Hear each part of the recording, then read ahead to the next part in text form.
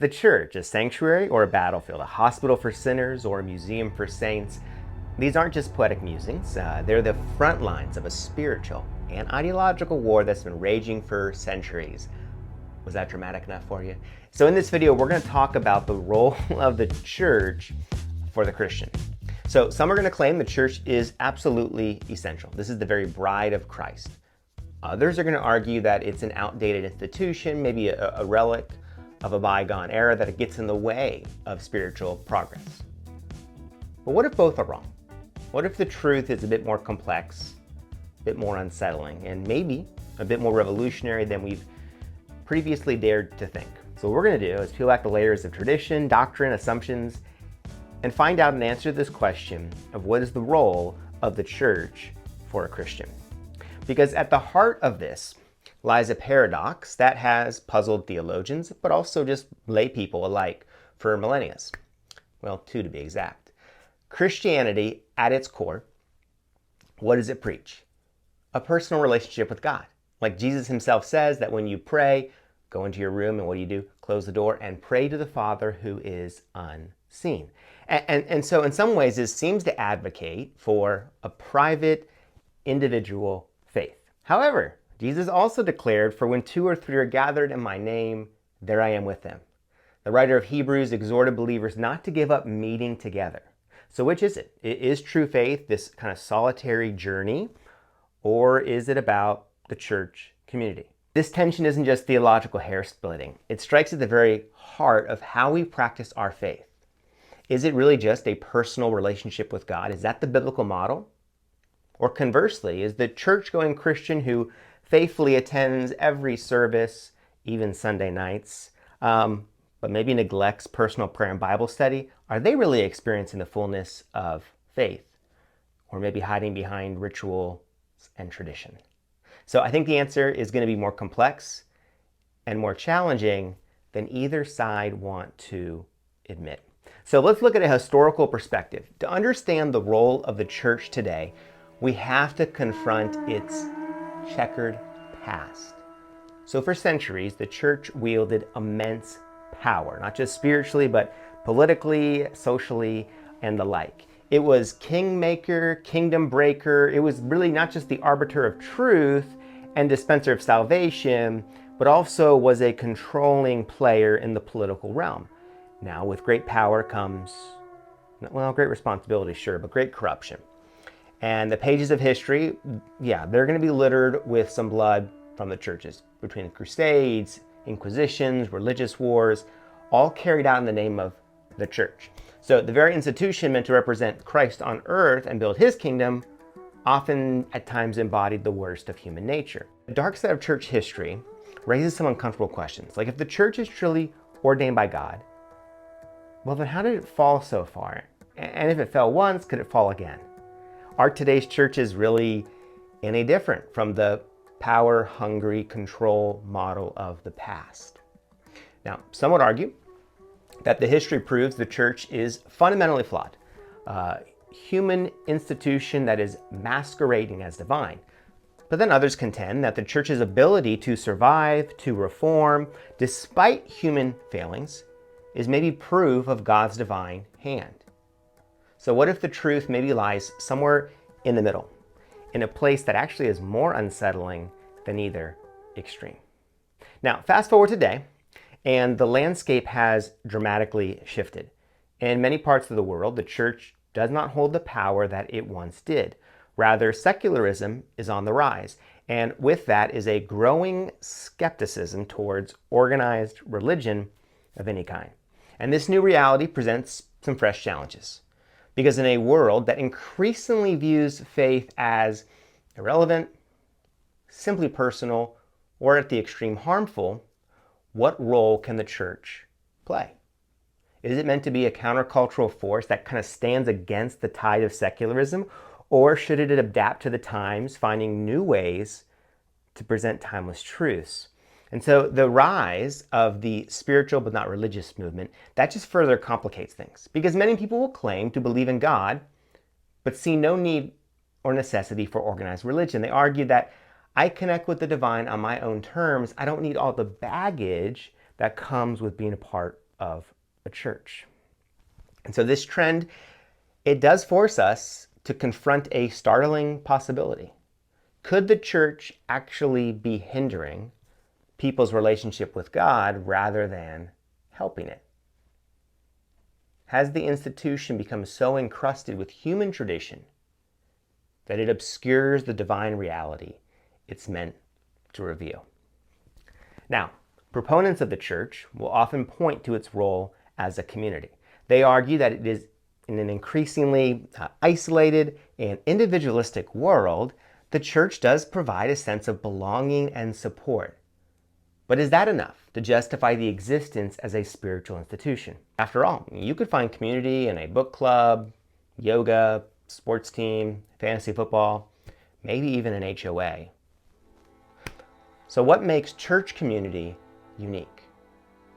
And more importantly, is this community always healthy, or can it become toxic?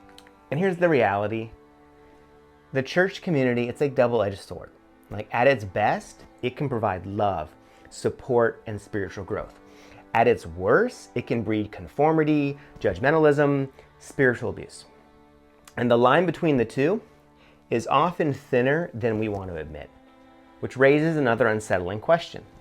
Could the very thing that makes churches attractive, its sense of community, also perhaps be the greatest spiritual danger? Could the comfort of belonging over time lull us into a false sense of spiritual security, preventing us from truly confronting our own sins, shortcomings, and those of the church? Central to many church services is the concept of corporate worship. The idea is that there's something powerful and spiritually significant about joining together in praise and adoration of God. But in an age of mega churches and televised services, has worship become more of a performance than participation? Because if you walk into any modern church, it's going to feel like you're in a modern concert hall. You're going to find professional grade music, state-of-the-art light show, charismatic speakers who know when to make you laugh, when to make you cry. And it's a far cry from the simple gatherings of early Christians. And while these elements can certainly create, yes, a powerful emotional experience, is that really facilitating a connection with the divine? And then more provocatively, could high-produced services actually be a form of spiritual misdirection, focusing our attention on the created things rather than the creator of all things? In a sense, are we worshiping God, or are we worshiping worship itself?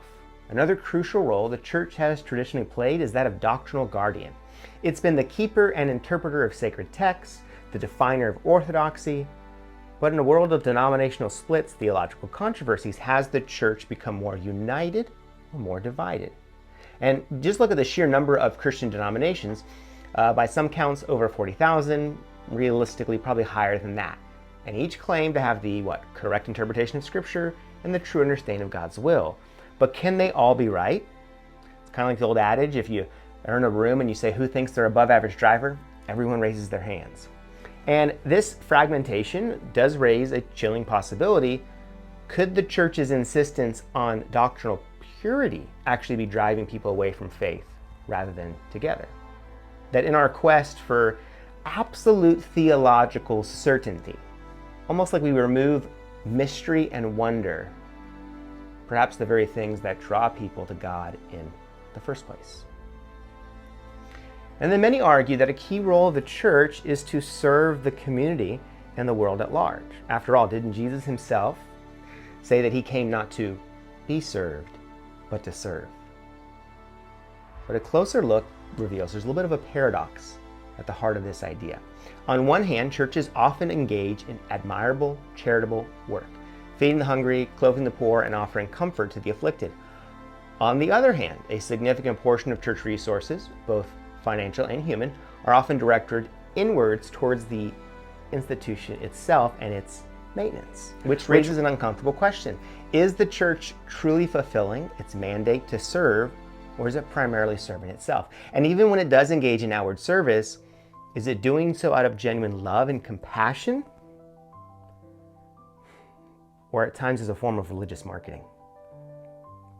And more provocatively, could the church's emphasis on service actually be a subtle form of spiritual colonialism, imposing its beliefs on vulnerable populations under the guise of help? And then the role of church leadership adds another layer of complexity to our question. The Bible speaks of pastors as shepherds, caring and guiding their flock. But in today's world, many church leaders function more like CEOs, managing large organizations with multi-million-dollar budgets. And then the shift in leadership styles has profound implications on the role of the church. Has the pursuit of growth and the pursuit of influence led churches to adopt worldly management techniques at maybe the expense of spiritual authenticity? Meaning, are pastors more concerned with building their personal brands than shepherding souls? And perhaps even more unsettling is how the structure of many churches is fundamentally at odds with the servant leadership model that we see exemplified by Jesus. Is the very concept of religious authority a human construction that distorts the true nature of our relationship with God? And as if these questions weren't complex enough, then the digital revolution has added yet another wrinkle or layer. Because with online services, podcast sermons, and virtual prayer groups, do we need to be in physical churches anymore? We found through the pandemic that it accelerated this trend, forcing many churches to go digitally overnight. But as restrictions have eased, a new question has emerged. Are people going to keep coming back? And if they don't, what does that say about the true value of physical church gatherings? Did Jesus have in mind the one another might be over Zoom? This digital shift, it forces us to confront some uncomfortable possibilities. That maybe the ease and convenience of the virtual church could lead to a more superficial faith, one that doesn't really require the messiness and the vulnerability of a real-world relationship.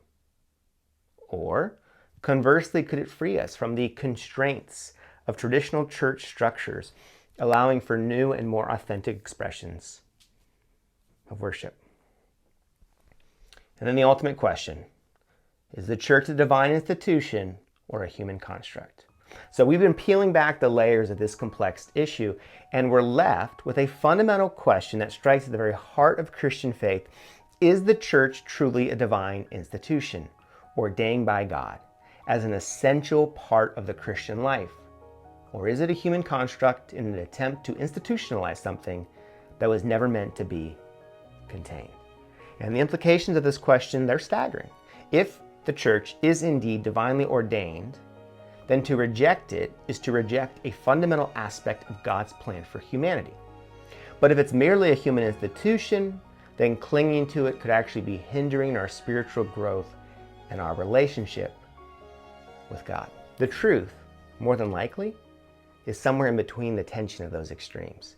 But finding that truth requires us to confront our assumptions. It's going to challenge our traditions or lack of traditions, and perhaps more frighteningly, we have to be willing to accept that it could radically reshape our understanding of what it means to be a Christian in the modern world. So as we conclude our exploration, we kind of find ourselves standing at a Robert Frost spiritual crossroad. The role of the church in a Christian's life is not necessarily a settled question. I think it's an ongoing dialogue between divine intention and human implementation. And what does that look like in God's divine plan? Church, for all its flaws and complexities, it's still a powerful force in the lives of millions, including my own.